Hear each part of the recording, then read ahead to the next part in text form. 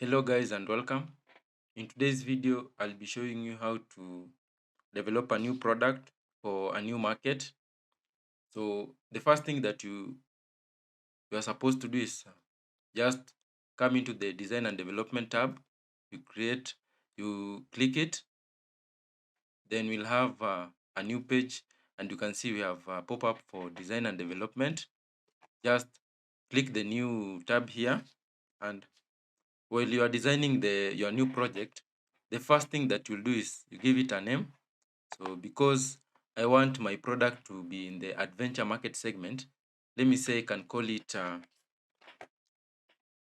ad, Advent 7. So I'll call it Advent 7 because I don't want to confuse it with my other product. So I want it to be in the adventure market segment. The next thing that you're supposed to do is you you give it a style, a coordinate for style, and also the coordinates for text space, the prime cost and expenditure. So before you allocate the prime cost and the expenditure, the next thing that you can do is, if you want to see uh, how you can position your product in the perceptual map, just come into the reports.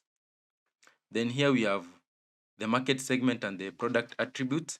So if you look at this, you see that these the style and design and the technical specification, they'll just allow you to compare your actual characteristics to those of your competitors. You can see that here we have the actual product attributes. You can compare it with those of your competitors, because you can see here we have Farm 1, Adven, which I think is in the adventure market segment. Then you have this other the George had the Adve 3. You can see that this style was 50 and 60. So for this one, it was 50 and 60. For this other one was 59 and 64. Then what I realized while playing this game, because you look here, we have the ideal market attributes for this year, and this is the forecasted. So for the forecasted, this is shows the market preferences that we the products may likely to have next year, or after the rollover. So ideally, if you position your product near the I say if you position your product near the ideal specification and technical specification, both in terms of style and tech, you might end up selling more compared to those who did not position their product near the preferred attributes. Here we have the market segment, you can see it here. Then the next bit, we have the market information. Here you just get your market information in terms of forecasting for your new product. You can see we have the market size and the price range. The products here, we have the kids, the racers.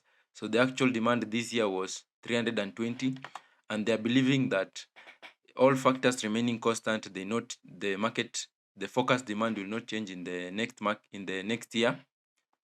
For the racers, it was 42,789 units. They are believing that there will be a growth in the market segment. That's why you are seeing that all the factors remaining constant, they'll sell 46,000 units.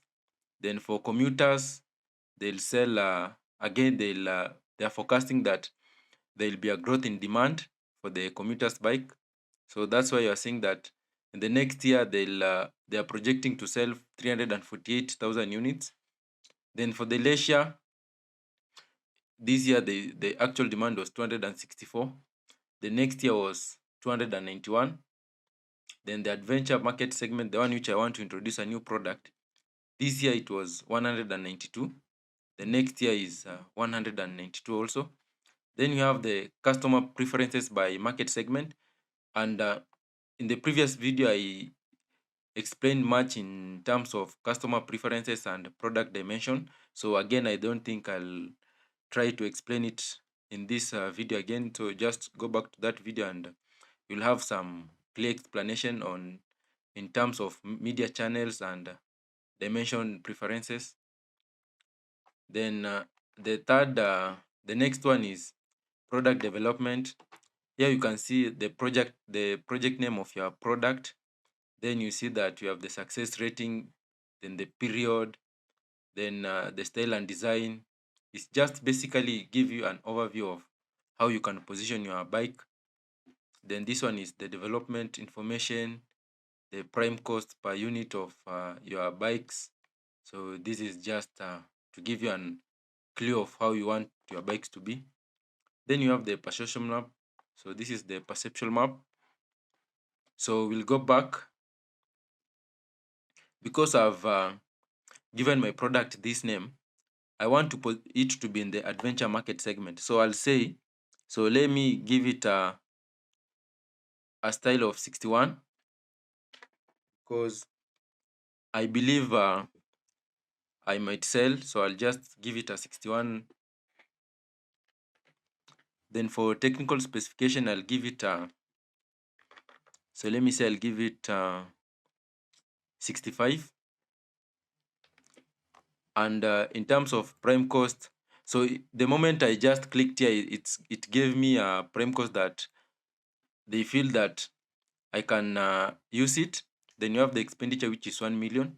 So after you have introduced your new project, you click apply here. Then your project will be saved. So that's it for today, guys. Have a nice time.